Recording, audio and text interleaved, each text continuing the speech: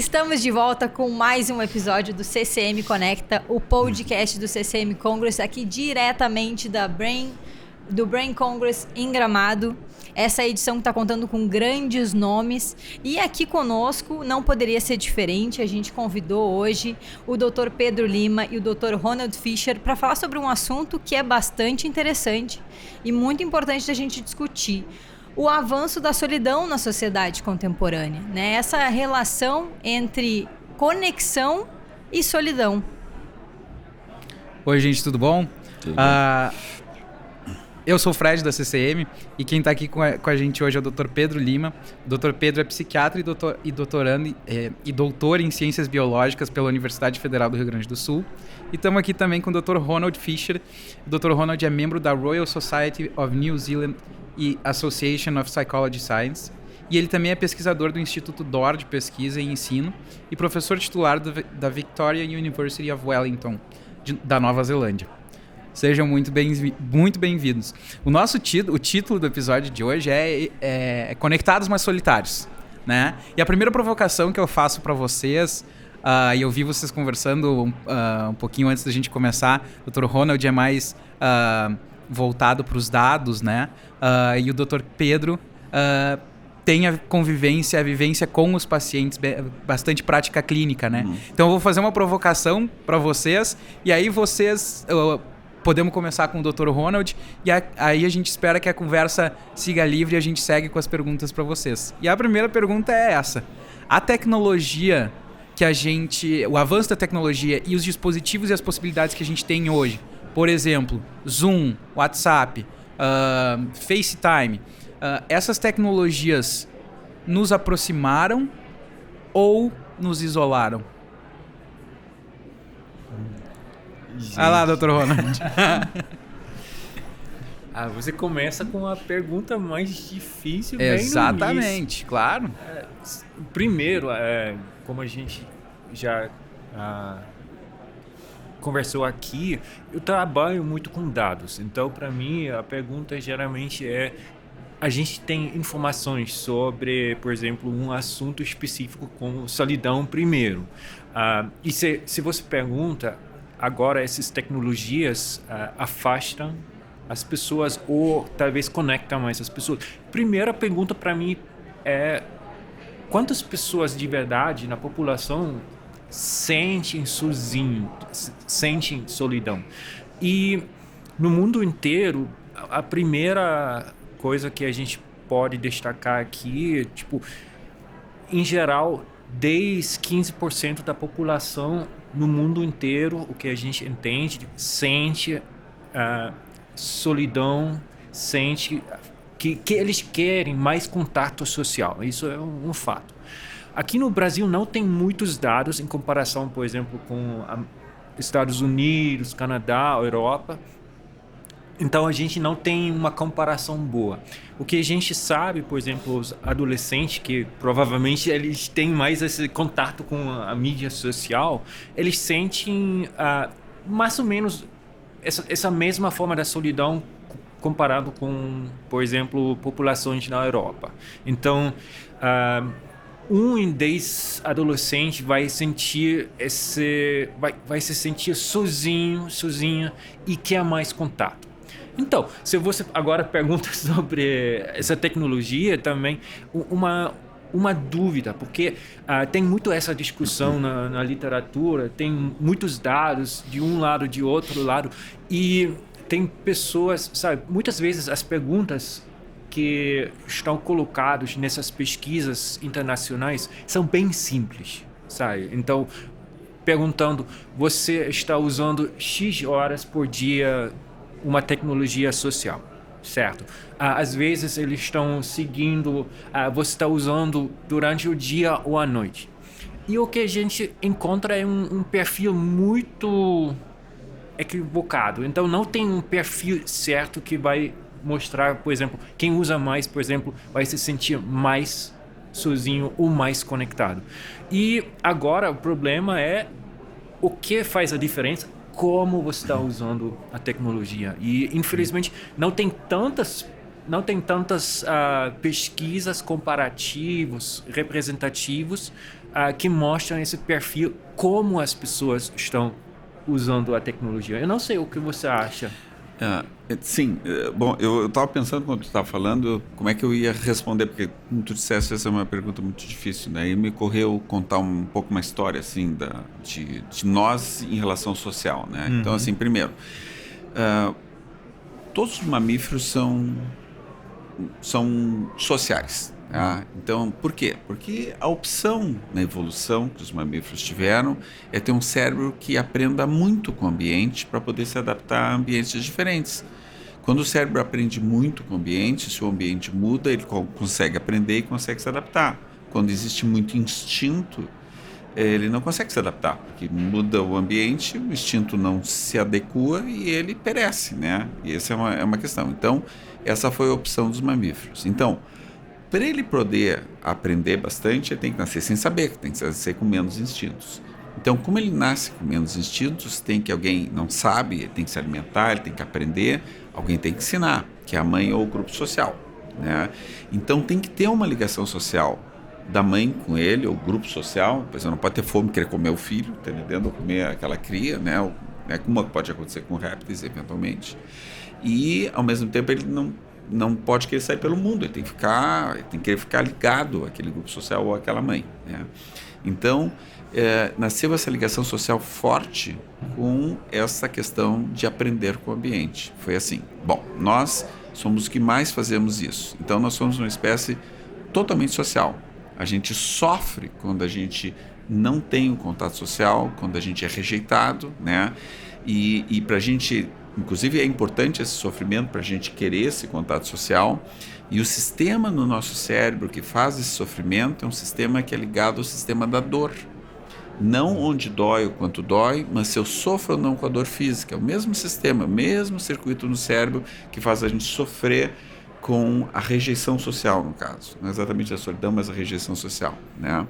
Então tem estudos que mostram isso, mostram o circuito no cérebro, etc. e tal, e que inclusive mostram que eventualmente remédios que funcionam na dor podem funcionar em diminuir a sensação de rejeição social em quem é rejeitado socialmente, né? Então existe esse tipo de coisa. E esse sistema, inclusive, tem a sua genética, tem a sua patologia e tanto em nós quanto em macacos, quando não funciona bem esse sistema, pode causar problemas psiquiátricos. Então, tudo isso pode acontecer. Bom, aí quando surge uma revolução tecnológica, que é a mudança tecnológica, que é a revolução digital, surge a internet, o que dá mais certo? Podia dar muita coisa certo, muita coisa deu certo, mas o que as pessoas mais se ligam? Naquilo que o cérebro está propenso a fazer, que é a ligação social. Por isso que as mídias sociais elas têm tanto sucesso. WhatsApp, Facebook, Instagram, etc. e tal, né? Só que o grande problema é que a mídia social não é exatamente a mesma coisa que o contato social. Não é exatamente a mesma coisa. Então a pergunta é assim, será que as pessoas têm o mesmo prazer, elas têm a mesma resposta à mídia social que tem ao contato com a outra pessoa? Essa é uma pergunta. Ou outras coisas até. A mídia social às vezes deforma a informação, né? Então, por exemplo, recentemente teve, posso dizer, uma epidemia, porque foi no mundo inteiro que teve, de suicídio em crianças e adolescentes, né? Sobretudo em meninas, né? E uma das coisas que se acredita é que talvez o Instagram esteja envolvido nisso, porque ninguém vai postar uma foto normal no Instagram, todo mundo posta uma foto feliz, toda arrumada, uma vida fosse maravilhosa, etc e tal, e as pessoas estão vivendo suas vidas, olham aqui e dizem, não, só a minha vida não é assim como de todo mundo, entendendo? Porque não é aquilo que aparece, é uma mensagem que não é a mensagem real, não é aquilo das coisas que acontecem. Então, essa é uma questão, por exemplo, que uma influência da mídia social em relação a uma coisa que envolve uma coisa gravíssima, né? Como por exemplo, suicídio em crianças, né? Então isso é uma questão. Então, mas a pergunta em si é o seguinte: se a mídia social ela afasta ou ela aproxima as pessoas? Eu acho que depende muito do uso da mídia social, né? E se ela vai afastar ou vai. Eu dei um exemplo de uma coisa que causa sofrimento, que é essa história da má interpretação do Instagram. Mas eu acho que se no momento em que as pessoas elas sabem usar, elas têm a cultura para usar aquilo, cultura que eu digo assim, incorporar a forma correta, elas têm a interpretação correta do que é aquilo, talvez até possa aproximar, tá entendendo? Possa ser um apoio a uma relação presencial, tá entendendo? A gente está vendo, por exemplo, agora o negócio do Congresso, né? Você achou, nos 2 anos anteriores do Congresso, a pergunta era, será que os congressos vão voltar a ser presenciais? Está todo mundo aqui enlouquecido, conversando. Tem 4.600 pessoas aqui. Sim, as pessoas estão felizes de se encontrar. É uma coisa impressionante do jeito que elas estão, porque elas estão se vendo pessoalmente, né? Quer dizer, o virtual não chegava, ele não chegava, né? Então, tem essa questão. Né? Sabe que tem uma coisa que a gente vê nas crianças e adolescentes, com a entrada das mídias sociais. Antes as crianças, para brincar umas com as outras, uma tinha que ir na casa da outra, ou tinha que ir na rua brincar com os vizinhos. Enfim, de uma maneira ou de outra, isso te ensina e te prepara para muitas coisas que vão acontecer na tua vida dali para frente. Entrar na faculdade, trabalhar e tolerar a frustração, tolerar ter que esperar a sua vez. Várias coisas assim de traquejo social, né? E com esses conteúdos inseridos ali. E com as mídias sociais, o computador e agora mais assim pesadamente o celular e o tablet, as crianças têm ficado muito mais, crianças e adolescentes têm ficado muito mais nos seus quartos, inclusive convivendo menos com a família, né? E agora ainda com a pandemia, que as pessoas ficaram isoladas durante bastante tempo, isso de alguma forma, principalmente eu vejo as pessoas que eu conheço, assim, principalmente que eles estavam no início da adolescência, se acostumaram com o jeito de se relacionar pelo computador. E realmente tem muito isso de sempre estar a imagem que tu posta, assim, tu não posta a vida real, tu não posta quando tu te dá mal em alguma coisa, né? É sempre tudo bonito e a grama do vizinho é sempre mais... E sempre com filtro, mais né? verde, sempre com filtro. E isso foi tirando um pouquinho essa chance ou essa oportunidade que se criava para as crianças e adolescentes conviverem, aprender. E aí a gente vê que quando as pessoas entram no mercado de trabalho, a gente aqui na CCM tem um perfil muito jovem, né? Eu comecei na CCM com 22 anos. E a gente tem muita gente, porque para aguentar o pique de organizar congresso e evento no Brasil inteiro, é difícil quando tem mais idade, que já tem família. É difícil se ausentar tanto e também aguentar o pique mesmo, porque é bem puxado. Mas a gente vê nos últimos anos, assim, claramente a entrada dos mais jovens. Primeiro que tem cada vez menos pessoas bem jovens entrando, pelo menos na nossa área de trabalho, mas quando elas entram, um dos grandes desafios que a gente tem é ensinar que a vida é feita de obstáculo, né? E elas foram perdendo isso nos últimos anos, sabe? Então parece que assim, com 25 anos tu vai ser diretor, né? E tem que saber que tem que colher, sabe? Tem que ir no... Tem que plantar tem que ralar, primeiro. Tem que plantar primeiro para colher lá na frente, tem que passar por experiência, até para em algum momento que tu vai, sei lá, liderar alguma equipe, alguma coisa, tu possa entender como a equipe sofre, ou quais são as dores da equipe, o que faz diferença no trabalho delas para poder ajudar. E isso é uma coisa que... observando, né? Eu não tenho nenhum dado, obviamente, técnico, é uma observação que fica muito claro. Mas a gente também pensa nos mais velhos, né? A gente... Muitos idosos em casas geriátricas, ou mesmo agora com a pandemia, principalmente pelo cuidado com os mais velhos, que têm uma chance de morrer muito mais alta, então se criou um distanciamento para protegê-los. E claro que a gente também teve a possibilidade de conversar pelo Zoom, pelo WhatsApp, mas nada disso substitui o contato pessoal. E a gente, nas gravações que a gente tem feito aqui, a gente tem visto muito o aumento de relatos de casos de depressão. Então, muita gente buscando ajuda, o que é uma ótima notícia, as pessoas estarem buscando ajuda, mas é uma má notícia a gente saber que está aumentando. Essa diferença é que a minha preocupação maior, assim, me chama mais atenção, é com os mais idosos e a família, porque vão ficando mais velhos, vão tendo menos atividades e ainda tendo tem separados. um letramento digital muito menor, né? Como o Dr. Pedro estava comentando ali, essa questão de saber, entender a cultura daquela plataforma, né? Daquele aplicativo, o que quer que seja. Então, se tu não consegue ter esse letramento, não vai conseguir se engajar. E aí, realmente, então, se todo mundo está migrando para um mundo online que você não consegue entrar, tem uma barreira, né? Tem essa questão de uma barreira de entendimento mesmo, de conseguir entrar nesse universo que para muitos é um universo completamente novo e desafiador. Doutor Pedro, uma pergunta para ti bem específica, assim. A pessoa quando fica muito tempo sozinha, quanto mais tempo ela fica sozinha, mais ela se acostuma com a solidão e menos busca o contato? Ou quanto mais tempo sozinha, mais ela tem fissura pelo contato?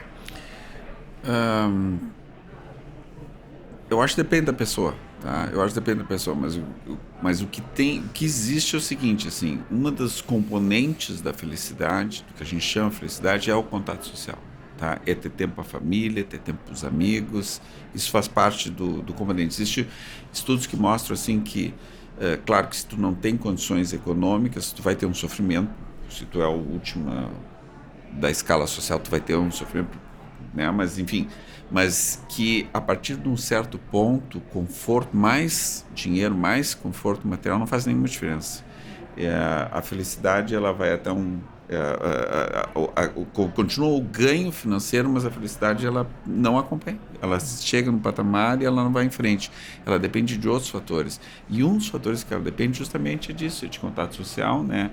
E tempo para esse contato social, com amigos, com família, etc. e tal. Então isso, e contatos significativos sociais. Assim, e a qualidade também, né? Exatamente, porque significativos. Essa questão da conexão, né? Do aplicativo, do FaceTime, por exemplo. Eu conheço várias pessoas que hoje conseguem ter contato com familiares que moram fora, praticamente que diariamente ou semanalmente, por conta dessas tecnologias, né? Sim. Que antes seria impossível. Então, avós que estão vendo os netos crescerem à distância, porque vão se encontrar 1-2 vezes por ano somente, às vezes com um espaçamento até maior de tempo. Então, tem alguns ganhos, mas é uma qualidade de interação social, de conexão. Aí eu tô falando não a conexão tecnológica, mas a conexão das pessoas em si, talvez muito prejudicada em relação ao que seria o contato presencial, né, pessoalmente. Sim, e eu acho que só para complementar, sim, porque a gente, na verdade, assim, a gente sendo bem rigoroso do ponto de vista científico, a gente não sabe, provavelmente, olhar uma pessoa numa tela é muito menos do que pessoalmente. A gente sabe, sente isso e tal, mas interessante. Mas o paralelo que a gente pode fazer é basicamente a questão das redes sociais. Muitas vezes pessoas que nas redes sociais ofendem pessoas, não tem nenhum pudor de dizer horrores, pessoalmente não fariam isso. Tá entendendo? Então significa que elas veem uma qualidade diferente. Quem está do outro lado da tela e quem está na sua presença realmente. Tá entendendo? Então é diferente. É diferente.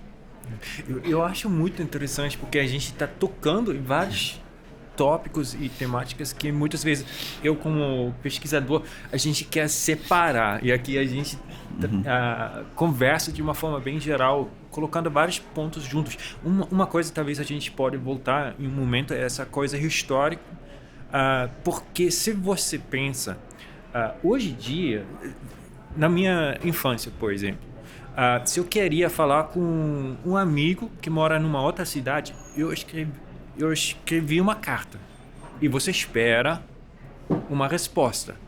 E não tinha telefone. Então, sabe, essa coisa de hoje em dia você tem uma oportunidade de se conectar e, sabe, eu não me senti muito sozinho como criança, porque a expectativa não era encontrar meu amigo. Eu escrevo uma carta, eu vou esperar 2 semanas e eu vou receber uma resposta. Hoje em dia, eu acho que tem alguns fatores que são um pouco diferentes. A primeira coisa é a expectativa, que a gente quer esse contato o tempo inteiro. Hoje em dia, a gente não está acostumado de passar um tempo, tipo, super criança, pensando aqui, brincando só com você alguns dias, você você tá com essa esperança de o que vai acontecer hoje. E acho que aqui entra um fenômeno da nossa vida, da tecnologia, que é, por exemplo, o pesquisador americano Schwartz, ele fala de paradoxo de escolha. Porque hoje em dia, com a internet, com a nossa vida, você tem tantas opções na sua frente e você tem que escolher. E você tem a expectativa de obter, de ter essas coisas que estão na sua frente. E eu acho que isso, talvez, em vez de só pensar em tecnologia, a gente tem que olhar a nossa vida em geral, como a nossa vida está estruturada, como a gente está vivendo. O tempo subjetivo acelerou muito. Eu acho que você comentou na sua palestra sobre antigamente você pode esperar, hoje em dia não. Você tem que responder, você recebe uma mensagem, você tem que responder ainda hoje. Seu chefe quer uma resposta hoje. Antigamente não era assim, você tem tempo e tem outras expectativas ao redor dessa aceleração do tempo. E essa coisa do paradoxo da escolha é um fenômeno que é muito interessante se você pensa no cérebro. É uma pesquisa bem interessante que eles fizeram. Eu vou chegar no cérebro daqui um pouco. Se você tem que escolher entre dois sorvetes, chocolate e vanilha, o que você vai escolher? Chocolate? Chocolate. Chocolate. Todo mundo gosta de chocolate. E você vai ficar feliz. Agora, você tem que escolher entre 20 variantes de chocolate. E você tem que decidir. Eu quero essa aqui. Eu não tenho a opção dos outros desse nome. Como você vai se sentir? Eu queria saber se essa outra sorvete talvez é melhor do que essa que eu escolhi. Então, a gente está vivendo isso neste momento. E você tem que fazer escolhas o tempo inteiro. E você tem mais escolhas com o seu celular na sua frente. Você tem que escolher entre todos os amigos que você pode conversar. Sabe? Tem todas essas questões ao redor da nossa vida neste momento que aumenta essa sensação. Caraca, eu não passei tempo com o Pedro, o Fred, a Larissa, porque eu estava falando com alguém que não está presente agora, sabe? Tem várias questões aqui que fazem parte desse pacote que a gente está conversando neste momento. E isso também, talvez, a gente tem que, se retirar dessas perguntas, mídia social é ruim, ou, sabe, pandemia, restrições que a gente estava vivendo e pensar, peraí, tem outras coisas que estão acontecendo e talvez a pandemia, neste momento, só está, colocando o foco em algumas coisas que já estão ocorrendo e estão, causando vários problemas para a gente. O Dr. Ronald está falando e eu estou pensando, daí a gente vai refletindo sobre a nossa própria experiência, né, e atitudes. Eu fico pensando, nessa história de escolha, do paradoxo da escolha, eu sou uma pessoa que eu preciso ter a caixa de e-mails organizada, eu preciso ter as notificações todas. Eu odeio notificação de celular, eu não posso ver uma notificação, eu preciso ver porque eu preciso tirar ela. Não é nem uma questão de eu preciso ver porque eu preciso resolver, não preciso só tirar a notificação. E aí, todos esses mecanismos que são criados, né, nessas plataformas de tecnologia que nos obrigam muitas vezes, porque tem gente que, eu abri mão, eu tenho lá não sei quantos e-mails que eu não li, eu tenho tantas notificações de Facebook e de Instagram que eu não olhei, mas para algumas pessoas, e eu sou uma delas, eu sou uma refém desse negócio. Então, assim, eu desativei todas as notificações que eu posso, eu deixo só as que são muito pertinentes, porque senão a gente passa o dia envolvido em tirar a notificação no celular, não é mesmo? Pra tu ver como a gente não é igual nessa. Até foi tu que uma vez me perguntou, a gente estava num jantar, eu acho que era na casa do Dr. Calil, E o Dr. Pedro olhou Pode meu ser. celular, assim, eu puxei o celular do bolso e ele olhou assim, Fred, tu tem 18 mil mensagens não lidas no WhatsApp? Como é que tu consegue?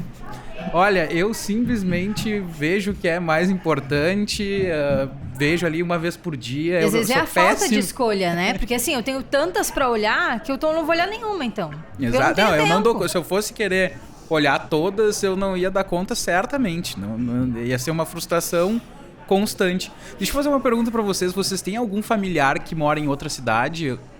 Sim. Ou que vocês estão afastados? Sim? Tem 2 filhas que moram no exterior. E aí, a tecnologia te aproximou? Não, ela aproximou. Ela aproximou, porque a gente... Eu morei no exterior uma época, morava na Europa, família aqui, era uma carta 15 dias para receber a resposta. Era assim, tá entendendo? E agora não, agora é instantâneo ali o negócio de conversar e tal, né? E não, ele aproxima mesmo, aproxima, né? Mas nesse sentido. Mas eu acho que depende, é aquela coisa de como é o uso, né? Tá entendendo? Porque... Sim, e sabe, eu morei nos Estados Unidos em 2008. E 2008 foi o iPhone foi lançado em 2007, se eu não me engano, né? E a gente ali ainda não tinha WhatsApp, não tinha, a tecnologia de vídeo ainda era muito inicial, assim. A gente tinha o Skype que funcionava razoável, mas tu tinha que ter uma internet muito boa nas duas pontas, né? E que ninguém tinha, então não É funcionava. que no Brasil era ruim, mas claro, lá nos Estados Unidos era 10 vezes melhor do que aqui. Mas eu passei um ano inteiro lá sem ver os meus pais nenhuma vez. Já é muito diferente de, por exemplo, quando tu morou fora, porque tu, para mandar uma carta era 15 dias, então provavelmente como é trabalhoso e demora, tu também não mandava carta toda hora, né? Tu vai mandar numa ocasião especial ou quando tá te sentindo de alguma forma. Teve um amigo meu que escreveu assim, ó, escrevas e receberás. Então eu era disciplinado em escrever cartas porque eu sabia que eu não ia receber se eu não escrevesse. Mas É, uma não, é coisa verdade. que a gente fez nessa época, você vai reler a Sim, carta, sabe? É uma exatamente. coisa que é impressionante. Quantas vezes você vai reler uma mensagem que você mandou para alguém, sabe? Você vai reler a sua carta, você vai reler a carta que você recebeu. Isso a gente não faz mais. Não faz isso. Tu sabe que para esses casos, assim, eu perguntei se vocês tinham alguém que morava longe, porque nesses casos, eu acho que na grande maioria das vezes ela vai aproximar. Porque você tá morando fora, a alternativa para isso é não ter contato nenhum, né? Então tu passa a ter contato. Mas agora, por exemplo, os meus pais moram na cidade do lado de Porto Alegre lá. Eles moram em São Leopoldo, eu moro em Porto Alegre. E no início da pandemia, ninguém tava se vendo e tal. Então o que a gente tinha para fazer assim, para se ver, para conversar, era telefone ou FaceTime ou Zoom, videochamada. E assim, é péssimo. E aí o que acontecia?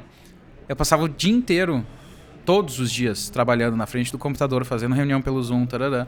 Quando eu termino de trabalhar, a última coisa que eu quero é fazer mais uma chamada de Zoom, mesmo que seja uma chamada que vá me dar prazer, porque eu vou ver meu pai, minha mãe, minhas irmãs, meus sobrinhos. Mas tu tá de saco cheio. Então o que foi acontecendo? Foi deixando de ter. E uma coisa que possivelmente podia aproximar, como tinha um uso excessivo no trabalho, numa esfera da minha vida, na outra esfera daí eu optava por não ter, porque eu não aguentava. E aí foi nos afastando, e até que em determinado momento a gente tomou uma decisão entre nós, na família, assim, bom, não vamos conviver com mais ninguém, vamos conviver entre nós. Então eu passei a visitar os meus pais basicamente todos os fins de semana, mas aí eu não tinha nenhuma outra interação, não saía de casa, etc, para não trazer nenhum risco. Mas até aquele momento, a tecnologia não que nos separou, não que nos isolou, mas não aproximou, né? Porque tinha esse desgaste, né? Mas eu acho que aqui também entra uma outra questão, porque só rapidamente voltando para a sua situação, porque eu tô passando numa situação bem parecida. O que funciona para mim é ligar, sabe? Então, você tá em frente do computador o dia inteiro, então liga. E uma coisa que eu gosto de fazer, tipo, lavar a louça falando com meus pais, por exemplo. E isso é uma coisa que ajuda. Você conversa e você faz outra coisa e você não está em frente do computador. Uma coisa que funciona para mim. Mas se você também pensa sobre esse uso excessivo agora, neste momento, de videochamada, etc, etc. Antes da pandemia, foi uma coisa que facilitou. Agora é uma necessidade que força as pessoas ficar em frente do laptop, do computador o tempo inteiro. E tem várias pesquisas já apontando que isso cansa mais. Por vários motivos, você está focado em um lugar só. Você mencionou coisas evolucionistas. A gente está treinado para detectar variações nas expressões das pessoas. Geralmente, eu agora estou vendo o Pedro aqui, eu estou vendo que ela está afirmando algumas coisas que eu estou falando, eu estou feliz, tudo bem. Agora estou olhando o Fred. Então, sempre tem uma pessoa. Agora, você está com 5, 10, 20 pessoas te olhando. E o nosso cérebro está focado em monitorar todas as pessoas, porque pode ser uma ameaça. Antigamente, você tem que monitorar com quem você está interagindo e você tem que detectar rapidamente se essa pessoa vai, talvez, te machucar ou não. E agora, mesmo que você não quer, o seu cérebro está fazendo essa computação, esse cálculo o tempo inteiro com 5, 10, 20 pessoas no mesmo tempo. Isso cansa. Então, eu entendo completamente, no final do dia, mesmo que você quer ver os seus pais, seus queridos, você não tem mais condições. Por isso, para mim, funcionou ligar e fazer outra coisa. Você vai ter esse contato, você conversa, faz várias coisas e também você vai fazer uma coisa útil dentro da casa, porque também é difícil. Com certeza. Agora que vocês estão falando, que todo mundo está abrindo seu coração, eu vou abrir o meu. Também eu acho que é uma questão realmente de reflexão, né? De a gente pensar pra gente o que tá me afastando, o que tá me aproximando, o que tá fazendo bem, o que tá fazendo mal, né? Pra gente também poder tomar atitudes pra realmente ter uma qualidade de vida melhor nesse sentido. E eu tive um namorado uma época, por conta da mensagem instantânea, eu passava o dia inteiro mandando mensagem pra ele. Com bobagens, assim, que aconteceu no meu dia, né? Não era o Pedro esse. Não era o Pedro. Até porque eu nunca namorei o Pedro, mas enfim. O que acontece é o seguinte, eu mandava mensagem assim, tive uma aula chata agora, um monte de bobagem, assim, nada relevante. E aí ele me respondia sempre, pois é, tu vê. Chato, né? Ok, tudo bem. E aí eu fui cobrar ele, assim. Porque eu te mando mensagens, tu não me responde, não sei o quê.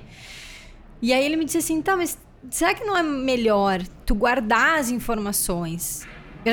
Quando a gente se encontrar pessoalmente, a gente conversar, e aí, assim, tu vai ver que tu não vai falar todas essas coisas, né, que são, assim, relevantes. Tu vai guardar as que realmente são importantes.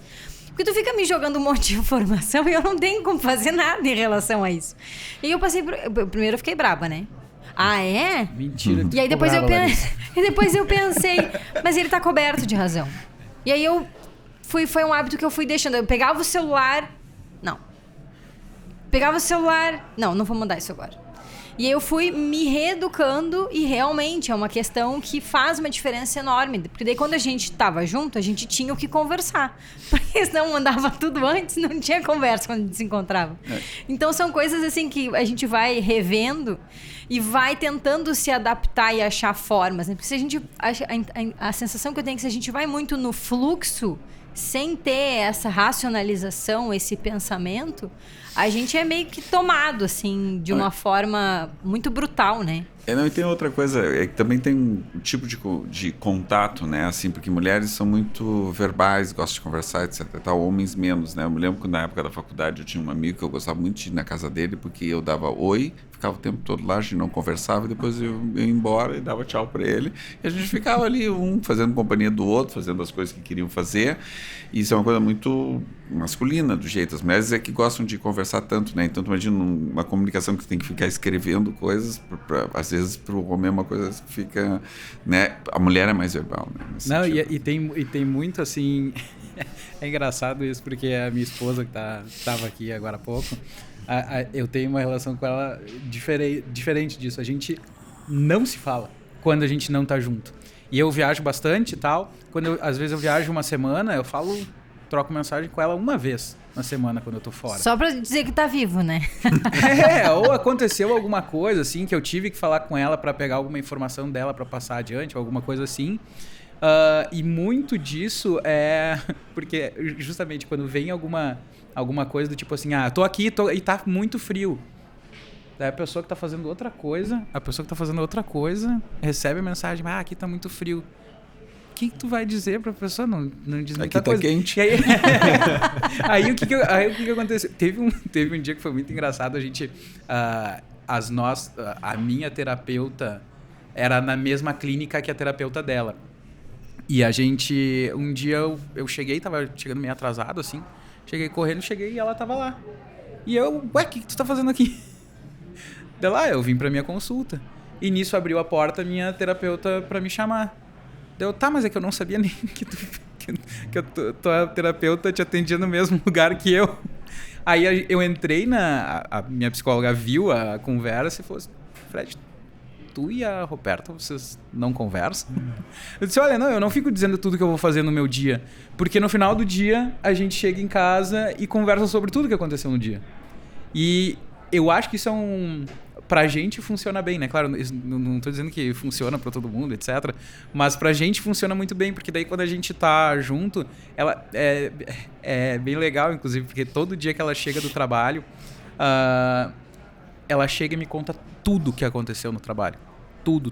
Eu não entendo, várias vezes eu não entendo nada, porque eu não sei quem é a fulana que ela falou 18 vezes, quem é o Beltrano, etc.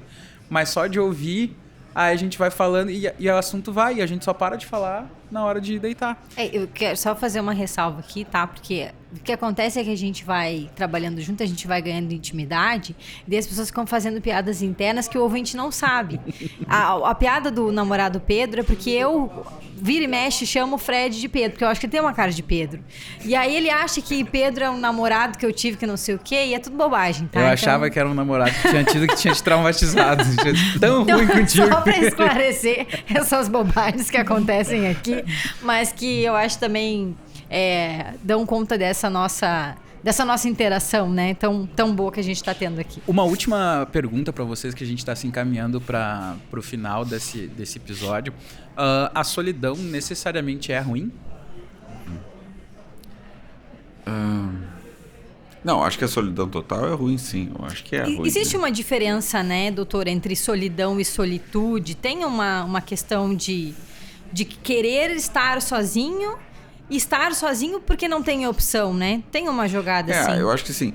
Eu acho assim, ó, que eu diria sobre isso, assim, o que eu penso sobre isso, né? Eu acho assim, ó, que contato social é uma coisa muito boa, mas não significa que a pessoa quer todo momento estar em contato social. Por exemplo, eu gosto de, às vezes, ficar sozinho, ficar pensando nas minhas coisas lá, etc e tal. Às vezes tem que meio que me recolher, etc e tal, né? Então, isso existe, né? Mas, assim, o que faz mal é, assim, a pessoa desejar o contato social e não ter a possibilidade de ter esse contato social. Isso é uma coisa ruim, entendeu? Ou ter uma condição permanente de não poder ter, por exemplo, vocês falaram na velhice, a gente acabou dizendo um pouco, mas, por exemplo, uma pessoa idosa e com as famílias diferentes do que são antigamente, que todo mundo meio que vivia junto e no mesmo lugar, e às vezes lugares pequenos, toda vez vendo, etc e tal, a estrutura moderna, como é urbana, etc., né, e da vida e da economia que faz com que às vezes as pessoas vão para outros lugares, etc. e tal. Então, isso pode gerar uma condição que a pessoa deseja o contato social, não tem, aí eu acho que faz mal. Ele faz mal de várias formas. É o sofrimento em si, faz mal para o corpo, às vezes, porque tem estudos que mostram assim, que a pessoa que é solitária, ela inflama, inclusive. Tem um processo leve, mas um processo inflamatório. E isso é uma coisa que tem consequências, inclusive, eventualmente, para a saúde da pessoa, né? E então, essa é a questão. Então a solução é daí entrar na rede social. E outra coisa que é importante as pessoas não têm a mesma necessidade, né? Tem pessoas que têm uma necessidade enorme de ter contato social, têm muito prazer por contato social, outras têm um pouco menos prazer, têm uma necessidade menor. Então as pessoas não são iguais, né? Como tudo na biologia tem uma distribuição, a maioria está aqui, mas tem uns que estão no extremo, outros estão no outro extremo e funciona assim. Eu acho que voltando para essa pergunta evolucionista, eu acho que a espécie humana é hipersocial. Isso é um termo que o Tomasello, o Max Planck, ele inventou essa palavra porque a gente depende de outras pessoas. E eu vejo solidão, essa sensação subjetiva, como um sinal que algo está errado. Então é uma coisa funcional. O que não é funcional quando vira uma sensação crônica, que a gente conversou bastante no congresso, que tem vários indicadores que mostram que se você está numa situação crônica dessa sensação subjetiva, você tem uma chance de morrer mais cedo, você tem uma chance de ter várias doenças crônicas. Então, como você comentou, está processado nos mesmos mecanismos como rejeição social com algumas formas de dor. Então, é funcional, é um sinal do nosso cérebro que a gente tem que reajustar algumas coisas, e a coisa importante para a gente é pensar, agora eu estou com esse sentimento, eu me sinto sozinho, eu quero mais contato, o que posso fazer agora? E no caso que você é uma pessoa que usa, por exemplo, mídia social de uma forma adequada, pode ser uma solução. Outra vez, você tem que ir abrir a porta e se juntar num time de futebol, num time de dança, fazer uma outra atividade que coloca você em contato com outras pessoas. Depende muito da pessoa, e tem esse fator genético. Tem algumas pessoas que estão bem felizes sozinho, tem outras pessoas que precisam muito desse contato, mas solidão em si é um sinal que você tem que reajustar algumas coisas na sua vida. Só fazer um complemento assim que me ocorreu agora, que é o seguinte, assim, fazer um paralelo com drogas, tá? Que é o seguinte, assim, por que uma pessoa usa droga? Bom, tem um montão de motivos e tal, mas um dos motivos é porque as drogas, elas agem num sistema do cérebro, que é um sistema que visa a gente repetir certos comportamentos, entendendo? Que visa comportamentos que deram certo, são gratificantes, que trazem coisas boas, etc. e tal. E nesse sentido, quando a droga entra, é como se ela fosse um cavalo de Troia que sequestra esse sistema para ela, e aquele sistema deixa de funcionar para as outras coisas da vida e acaba só sendo ativado pela droga, tá? Então, isso acontece. Quando a mídia social entra nos nossos sistemas esses, e ela acaba nos afastando do contato significativo com as outras pessoas, apesar de ser uma mídia social, ela voltando à pergunta primeiro, ela acaba sendo prejudicial para a pessoa, tá entendendo? Quando existe um poder aditivo da mídia social, da pessoa ficar meio viciada naquilo, etc e tal, né? Isso acaba prejudicando a pessoa também, né? Porque, de novo, o cérebro, como é que é o cérebro? Ele quer o contato social, tá entendendo? Ele sofre se não tem, cada pessoa é um pouquinho diferente, né? E se isso acaba, assim, a mídia social entrando como se fosse um cavalo de Troia, sequestrando aquele sistema, impedindo que ela tenha os outros contatos, aí vai ser prejudicial. E como é que a gente faz para evitar isso? Que ele entre? Eu já vou dizer o que eu acho, tá? Porque é uma coisa que eu tenho pensado muito, até por todas as consequências da mídia social, inclusive essas loucuras que se vê em WhatsApp, as pessoas completamente descontroladas, fake news para tudo que é lado, etc e tal. Eu acho que essa é uma nova tecnologia. Sempre quando entra uma nova tecnologia, a cultura e a sociedade não estão adaptadas a ela.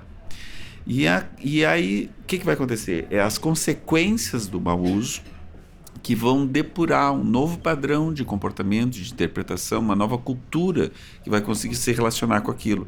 Então nós estamos nesse momento em que a cultura nossa ainda é antiga, existe a nova tecnologia que não é adaptada a essa cultura, mas ela vai se adaptar a essa cultura. E aí a gente vai conseguir a usar ela de uma forma muito mais correta, muito mais adequada. Não vai começar com toda a sociedade ao mesmo tempo, vai começar com certos grupos, outros grupos vão aprendendo aos poucos e alguns nunca vão aprender.